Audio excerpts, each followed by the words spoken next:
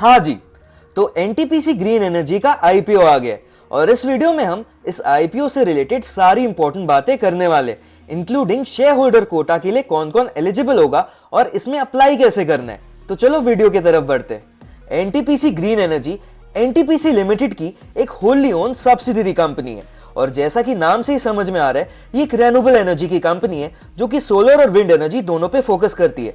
अगर मैं इस आईपीओ का आरएचपी खोलूं तो आप देख पाओगे कि कंपनी को ऑलमोस्ट 91% रेवेन्यू सोलर एनर्जी से आता है और ऑलमोस्ट 5% रेवेन्यू विंड एनर्जी से।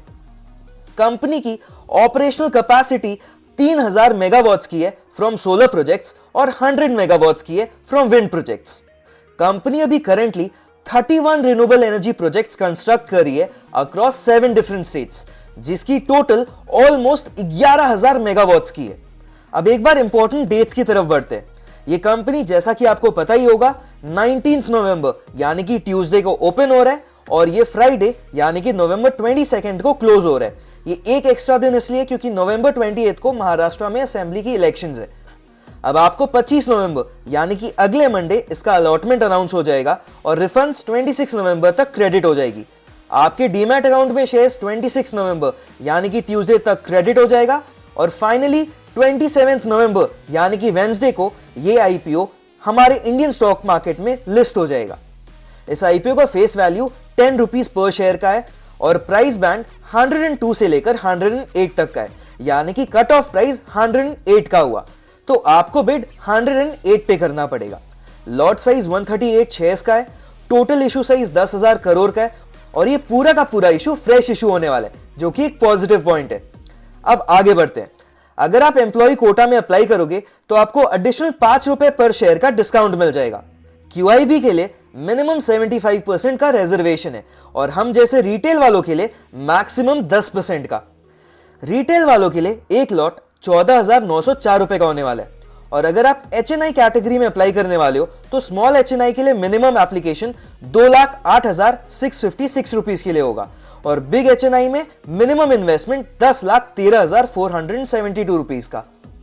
आईपीओ से पहले पूरा स्टेक प्रमोटर्स के पास है, which is obviously a positive sign. अब हम जिसकी बात करने वाले उसको सुनकर आपके होश उड़ने वाले वैल्यूएशंस की। अगर आप देखोगे तो इन्होंने 264 का पी डिमांड किया है। अगर मैं वारी एनर्जीज का भी देखता हूं जो कि खुलने के बाद इतना ऊपर जा चुका है, उसका भी अभी पी 85 के आसपास है और इन्होंने तो आईपीओ के समय ही अपना पी 264 का रखा है, तो समझ जाओ कितना एक्सपेंसिव वैल्यूएशंस है। और इसी के कारण अभी इसका करंट जीएमपी गिरकर 1% से भी कम का हो चुका है। खैर, लिस्टिंग पे क्या होगा वो तो वक्त ही बताएगा। आओ फाइनेंशियल्स पे भी एक बार नजर मार लेते हैं। इनकी assets year on year increase कर रही है, which is obviously a positive sign. आओ रेवेन्यू की बात करते हैं। रेवेन्यू की अगर बात करें तो पिछले एक साल में इनका रेवेन्यू 1000% से बढ़ा है, which is a very good sign. But अगर आप देखोगे तो फॉर द पीरियड एंडेड 30 सितंबर 2024 इनका 6 मंथ्स का रेवेन्यू सिर्फ 1100 करोड़ का है। तो अगर मैं इसको डबल भी कर दूं ताकि पूरे ईयर का रेवेन्यू निकल आए तो ये करीब करीब 2200 करोड़ तक जाएगा और पिछले साल का रेवेन्यू 2000 करोड़ के आसपास था, यानी कि ऑलमोस्ट 10% की इंक्रीमेंट, जो कि पिछले साल के मुकाबले काफी ज्यादा कम है क्योंकि पिछले साल 1000% की रेवेन्यू ग्रोथ हुई थी और इस साल जो देखने को मिल रहा है सिर्फ 10% की रेवेन्यू ग्रोथ होने वाली है। अब अगर पैट की बात करूं तो अगेन पैट पिछले एक साल में डबल हुआ है, which is obviously very good. But again 6 months period की अगर मैं बात करूं तो ये सिर्फ 175 करोड़ का है। तो अगर मैं पूरे साल का कैलकुलेट करूं तो ये ऑलमोस्ट 350 करोड़ के आसपास आएगा। तो पिछले साल के मुकाबले पैट में भी काफी कम ग्रोथ देखने को मिल रही है, ऑल्दो इनके पैट मार्जिन्स अराउंड 16% के, which is a positive sign. अब मैं अगर रिजर्व्स एंड सरप्लस की बात करूं तो रिजर्व्स एंड सरप्लस भी कंटिन्यूअसली इंक्रीजिंग ट्रेंड पे, सो ठीक है, अच्छी बात है। लेकिन प्रॉब्लम यहां है कि इनकी बोरोइंग्स काफी ज्यादा है, 17,000 करोड़ की, और अभी करंट इनका डेट टू इक्विटी रेशियो 1.91 का है, which is slightly on the higher side. Return on equity भी सिर्फ 7% के आसपास का है, which is ideally not that attractive. अब मैं अगर price to book value ratio की बात करूं तो ये भी 10 के आसपास का है, which is obviously on the higher side. Company के खिलाफ कुछ पेंडिंग लिटिगेशंस भी है, लेकिन वो ऑलमोस्ट 5% है of the net profits, so it's not ideally a big concern. चलो अब ये देख लेते हैं कि कंपनी इस 10,000 करोड़ से करने क्या वाली है।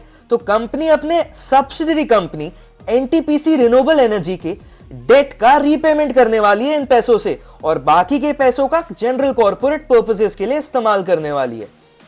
चलो अब बात कर लेते हैं उस चीज के बारे में जिसके लिए आप काफी टाइम से वेट कर रहे होगे, शेयर होल्डर कोटा के बारे में। तो जैसा कि आप देख पा रहे हो, कंपनी ने अपना आरएचपी 12 नवंबर को फाइल किया। तो अगर इस डेट को आपके डीमैट अकाउंट में एनटीपीसी लिमिटेड, इसके होल्डिंग कंपनी का एक भी शेयर था, तो आप शेयर होल्डर कोटा के लिए एलिजिबल हो जाओगे। यानी कि अगर आपने 11 नवंबर या उसके पहले एनटीपीसी लिमिटेड का एक भी शेयर खरीदा था, तो आप शेयर होल्डर कोटा के लिए एलिजिबल माने जाओगे। लेकिन अगर आपने एनटीपीसी का शेयर 12 नवंबर को या उसके बाद खरीदा, तो सॉरी, आप शेयर होल्डर कोटा के लिए एलिजिबल नहीं माने जाओगे। चलो अब देख लेते हैं, अगर आपने 11 नवंबर या उसके पहले एनटीपीसी का एक भी शेयर ले लिया था, तो आपके पास इस आईपीओ में अप्लाई करने के कितने ऑप्शंस होंगे। तो आपके पास टोटल 5 ऑप्शंस होंगे। सबसे पहला रिटेल कैटेगरी, दूसरा ऑप्शन एचएनआई कैटेगरी, तीसरा ऑप्शन शेयर होल्डर कैटेगरी, चौथा ऑप्शन रिटेल के साथ साथ शेयर होल्डर कैटेगरी, और पांचवा ऑप्शन एचएनआई के साथ साथ शेयर होल्डर कैटेगरी। यानी कि आपके पास टोटल 5 ऑप्शंस है इस आईपीओ में अप्लाई करने के। या तो आप रिटेल में कर लो, या फिर एचएनआई में, या फिर शेयर होल्डर में। लेकिन अगर आप अपने अलॉटमेंट के चांसेस बढ़ाना चाहते हो, तो आप रिटेल कैटेगरी या एचएनआई कैटेगरी के साथ साथ शेयर होल्डर कैटेगरी में भी अप्लाई कर सकते हो, जिससे कि आपके अलॉटमेंट के चांसेस काफी ज्यादा बढ़ जाएंगे। तो ये था एनटीपीसी ग्रीन एनर्जी के आईपीओ का शॉर्ट समरी। आई होप आपको इस वीडियो से काफी कुछ नई चीज पता लगी होगी। अगर फिर भी कोई डाउट या क्वेश्चंस हो तो कमेंट सेक्शन में आराम से पूछ लेना, और ऐसी और वीडियोस के लिए सब्सक्राइब कर लेना।